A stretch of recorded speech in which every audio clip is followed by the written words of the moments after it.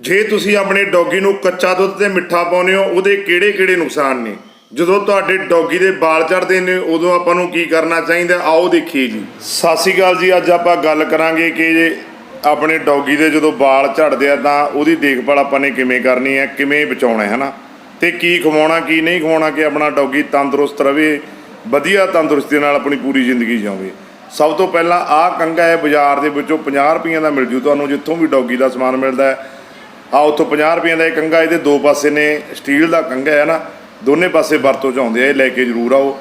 ਇੱਕ ਗੱਲ ਤੁਹਾਨੂੰ ਦੱਸਣੀ ਚਾਹੁੰਦੇ ਹਾਂ ਕਿ ਡੌਗੀ ਦੇ ਸਾਲ ਦੇ ਵਿੱਚ 2 ਵਾਰ ਵਾਲ ਝੜਦੇ ਨੇ, ਕਈਆਂ ਦੇ 1 ਵਾਰ ਵਾਲ ਝੜਦੇ ਆ ਹੈ ਨਾ।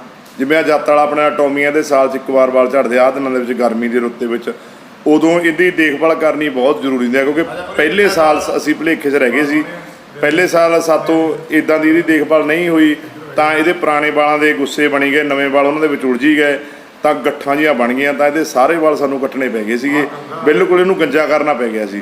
ਫਿਰ 1-2 ਮਹੀਨੇ ਦੇ ਵਾਲ ਨਹੀਂ ਆਏ, ਉਹਨਾਂ ਟਾਈਮ ਜਿਹੜੀਆਂ ਆਪਾਂ ਵੀਡੀਓ ਬਣਾਉਂਦੇ ਆ ਉਹਨਾਂ ਤੋਂ ਵੀ ਥੋੜ੍ਹਾ ਦੂਰ ਰਿਹਾ ਹੈ ਨਾ, ਅਤੇ ਘਰੇ ਵੀ ਉੱਪਰਾ ਜਿਹਾ ਲੱਗਿਆ। ਇਸ ਕਰਕੇ ਆਪਾਂ ਨੂੰ ਜ਼ਰੂਰੀ ਹੈ, ਕੋਈ ਬਾਹਲਾ ਮਹਿੰਗਾ ਸ਼ੈਂਪੂ ਵਰਤਣ ਦੀ ਲੋੜ ਨਹੀਂ, ਕੋਈ ਬਾਹਲੀ ਮਹਿੰਗੀ ਸਾਬਣ ਵਰਤਣ ਦੀ ਲੋੜ ਨਹੀਂ। ਜਿਹੜੀ ਤੁਸੀਂ ਰੂਟੀਨ 'ਚ ਇਹਨਾਂ ਨੂੰ ਨਵਾਉਣ ਵਾਸਤੇ ਸਾਬਣ ਵਰਤਦੇ ਹੋ ਹੈ ਨਾ, ਉਹ ਸਾਬਣ ਵਰਤੋ। ਇੱਕ ਗੱਲ ਜ਼ਰੂਰ ਹੈ, ਜਦੋਂ ਵੀ ਤੁਹਾਨੂੰ ਪਤਾ ਲੱਗੇ ਕਿ ਸਾਡੇ ਡੌਗੀ ਦੇ ਵਾਲ ਝੜਨ ਲੱਗ ਗਏ, ਆਪਾਂ ਨੂੰ ਪਤਾ ਲੱਗ ਜਾਂਦਾ, ਆਪਣੇ ਕੱਪੜਿਆਂ ਨਾਲ ਚਿੰਬੜਨ ਲੱਗ ਜਾਂਦੇ ਆ, ਜਾਂ ਆਪਣੇ ਜਿੱਥੇ ਬਹਿੰਦਾ ਉੱਥੇ ਲੱਗਣ ਲੱਗ ਜਾਂਦੇ ਆ, ਜਾਂ ਹੱਥਾਂ ਨੂੰ ਲੱਗਣ ਲੱਗ ਜਾਂਦੇ ਆ, ਆਪਾਂ ਨੂੰ ਪਤਾ ਵੀ ਹੁਣ ਇਹ ਵਾਲ ਝਾੜਨ ਲੱਗ ਗਿਆ, ਤਾਂ ਉਦੋਂ ਹਫ਼ਤੇ ਦੇ ਵਿੱਚ 1-2 ਵਾਰ ਘੱਟੋ ਘੱਟ ਆਹ ਕੰਘੇ ਦੇ ਨਾਲ ਇਹਦੇ ਵਾਲ ਬਾਹੋ। ਇਹਦੀ ਜੱਤ ਦੇ ਵਿੱਚੋਂ ਜਿਹੜੇ ਵਾਲ ਝੜਦੇ ਨੇ, ਪੁਰਾਣੇ ਵਾਲ ਨੇ, ਉਹਨਾਂ ਨੂੰ ਕੱਢੋ। ਦੇਖੋ ਮੈਂ ਤੁਹਾਡੇ ਸਾਹਮਣੇ ਕੱਢ ਰਿਹਾ, ਇਹ ਤੀਜੀ ਚੌਥੀ ਵਾਰ ਕੱਢ ਰਿਹਾ। ਪਹਿਲਾਂ ਥਾਲ ਭਰ ਜਾਂਦਾ ਸੀ ਪਹਿਲਾਂ ਦੇ ਵਿੱਚ, ਹੁਣ ਘਟਣ ਲੱਗ ਗਏ। ਹੌਲੀ ਹੌਲੀ ਇਹਨਾਂ ਨੇ ਬਿਲਕੁਲ ਘਟ ਜਾਣਾ। ਜਿਹੜੇ ਪੁਰਾਣੇ ਵਾਲ ਨੇ ਉਹਨਾਂ ਨੇ ਸਾਰਾ ਨਿਕਲ ਜਾਣਾ। ਨਵੇਂ ਵਾਲਾਂ ਨੇ 1 ਸਾਲ ਵਾਸਤੇ ਆਪਣੀ ਥਾਂ ਬਣਾ ਲੈਣੀ ਆ, ਸਾਲ ਨੂੰ ਫਿਰ ਉਹਨਾਂ ਨੇ ਝੜਨਾ, ਸਾਲ ਬਾਅਦ ਫਿਰ ਇਸੇ ਤਰ੍ਹਾਂ ਆਪਾਂ ਨੂੰ ਇੱਦਾਂ ਇਹਦੀ ਦੇਖਭਾਲ ਕਰਨੀ ਪੈਣੀ ਹੈ ਨਾ। ਅਤੇ ਕਈਆਂ ਦੇ 2 ਵਾਰ ਝੜਦੇ ਨੇ ਸਾਲ ਦੇ ਵਿੱਚ, ਉਹਨਾਂ ਨੂੰ 2 ਵਾਰ ਇਸ ਤਰ੍ਹਾਂ ਕੰਘੇ ਨਾਲ ਵਰਤ ਲਿਆ ਕਰੋ, ਕੋਈ ਬਾਹਲੇ ਮਹਿੰਗੇ ਸ਼ੈਂਪੂਆਂ ਦੀ ਲੋੜ ਨਹੀਂ। ਹਾਂ, ਖਾਣ ਦੀ ਗੱਲ ਇਹ ਹੈ ਕਿ ਜਿੰਨਾ ਵੀ ਹੋ ਸਕੇ, ਕੋਈ ਵੀ ਡੌਗੀ ਹੈ, ਚਾਹੇ ਵੱਡਾ ਚਾਹੇ ਛੋਟਾ, ਚਾਹੇ ਜੱਤ ਵਾਲਾ ਚਾਹੇ ਬਿਨਾਂ ਜੱਤ ਵਾਲਾ, ਉਹਨੂੰ ਮਿੱਠਾ ਨਾ ਹੀ ਪਾਓ।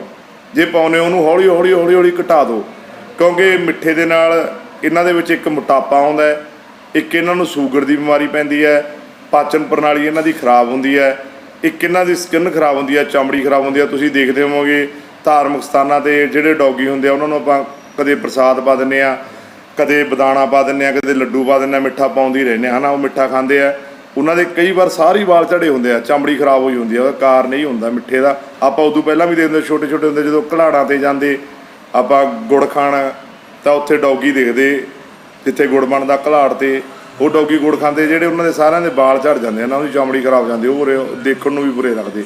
ਇਸ ਕਰਕੇ ਇਹਨਾਂ ਨੂੰ ਮਿੱਠਾ ਪਾਉਣਾ ਬਿਲਕੁਲ ਹੀ ਬੰਦ ਕਰ ਦਿਓ। ਜਿਹੜੇ ਪਾਉਂਦੇ ਨੇ ਬਿਲਕੁਲ ਉਹਨਾਂ ਨੂੰ ਘਟਾ ਦਿਓ। ਆਪਾਂ ਕੋਈ ਡਾਕਟਰ ਨਹੀਂ ਹੈਗੇ, ਆਪਣਾ ਤਜਰਬਾ ਜਿੰਨਾ ਕੁ ਉਸ ਹਿਸਾਬ ਨਾਲ ਤੁਹਾਨੂੰ ਦੱਸ ਰਿਹਾ ਨਾ। ਟੌਮੀ ਦੀਆਂ ਵੀਡੀਓ ਦੇਖ ਕੇ ਬਹੁਤ ਫੋਨ ਆਉਂਦੇ ਆ ਕਿ ਵੀਰ ਜੀ ਸਾਡੇ ਡੌਗੀ ਦੇ ਵਾਲ ਝੜਦੇ, ਅਸੀਂ ਕੀ ਕਰੀਏ। ਆਹੀ ਤਰੀਕਾ, ਇਦੋਂ ਵੱਡਾ ਕੋਈ ਤਰੀਕਾ ਨਹੀਂ, ਸਭ ਤੋਂ ਸੌਖਾ, ਸਭ ਤੋਂ ਸਸਤਾ। ਘਰ ਵਾਲਾ ਕੰਘਾ ਨਾ ਵਰਤਿਓ, ਕਿਉਂਕਿ ਉਹ ਵਾਲ ਪੱਟੂਗਾ ਤੁਹਾਡੇ ਡੌਗੀ ਦੇ। ਆਹ ਕੰਘਾ ਲੈ ਆਓ। ਅਤੇ ਇੱਕ ਹੋਰ ਗੱਲ ਹੈ ਕਿ ਇਹਨੂੰ ਕੱਚਾ ਦੁੱਧ ਨਾ ਪਾਓ ਕਿਸੇ ਵੀ ਡੌਗੀ ਨੂੰ, ਖਾਸ ਕਰਕੇ ਪੱਪੀ ਜਿਹੜੇ ਛੋਟੇ ਰੱਖੇ ਹੋਏ ਨੇ, ਦੁੱਧ ਨੂੰ ਉਬਾਲ ਕੇ ਉਹਦੇ 'ਚ ਪਾਣੀ ਪਾ ਕੇ ਪਾ ਸਕਦੇ ਹੋ। ਜੇ ਕੱਚੇ ਦੁੱਧ ਨਾਲ ਉਹਨਾਂ ਦੀ ਪਾਚਨ ਪ੍ਰਣਾਲੀ ਖਰਾਬ ਹੋ ਗਈ, ਤੁਹਾਡੇ ਡੌਗੀ ਨੂੰ ਜਾਂ ਪੱਪੀ ਨੂੰ ਲੈਟਰੀਨਾਂ ਲੱਗ ਗਈਆਂ, ਪਤਲੀ ਲੈਟਰੀਨ ਆਉਣ ਲੱਗ ਗਈ, ਉਹਨੇ ਠੀਕ ਨਹੀਂ ਹੋਣਾ, ਤਾਂ ਉਹਦੇ ਬਚਣ ਦੇ ਚਾਂਸ ਬਹੁਤ ਘੱਟ ਨੇ, ਮਰਨ ਦੇ। ਕਰਕੇ ਸਭ ਤੋਂ ਵਧੀਆ ਗੱਲ ਹੈ, ਇਹਨੂੰ ਦੁੱਧ ਤੋਂ ਬਣੀ ਹੋਈ ਕੋਈ ਵੀ ਚੀਜ਼ ਜਿਵੇਂ ਪਨੀਰ ਜਾਂ ਦਹੀਂ ਪਾ ਸਕਦੇ ਹੋ। ਦਹੀਂ ਸਭ ਤੋਂ ਵਧੀਆ। 1 ਕੱਪ ਭਾਵੇਂ, ਅੱਧਾ ਕੱਪ ਭਾਵੇਂ, 1.5 ਕੱਪ ਸਵੇਰੇ ਤੁਸੀਂ ਆਪਣੇ ਡੌਗੀ ਨੂੰ ਦਹੀਂ ਪਾਓ, ਉਹਦੇ ਨਾਲ ਉਹਦੀ ਪਾਚਨ ਪ੍ਰਣਾਲੀ ਠੀਕ ਹੁੰਦੀ ਹੈ, ਤੰਦਰੁਸਤ ਰਹਿੰਦਾ ਹੈ। ਇਹ ਤੁਹਾਡੇ ਸਵਾਲਾਂ ਦੇ ਜਵਾਬ ਦੇ ਰਹੇ ਹਾਂ। ਤੁਹਾਡੇ ਬਹੁਤ ਮੈਸੇਜ ਆਏ, ਬਹੁਤ ਫੋਨ ਆਏ ਕਿ ਅਸੀਂ ਇਹਨਾਂ ਦੀ ਦੇਖ ਰੇਖ ਕਿਵੇਂ ਕਰੀਏ। ਸੋ ਤੁਹਾਡਾ ਬਹੁਤ ਹੀ ਪਿਆਰ ਮਿਲਦਾ ਹੈ। ਬਾਬਾ ਨਾਨਕ ਤੁਹਾਨੂੰ ਸਾਰਿਆਂ ਨੂੰ ਚੜ੍ਹਦੀ ਕਲਾ 'ਚ ਰੱਖਣ ਜੀ।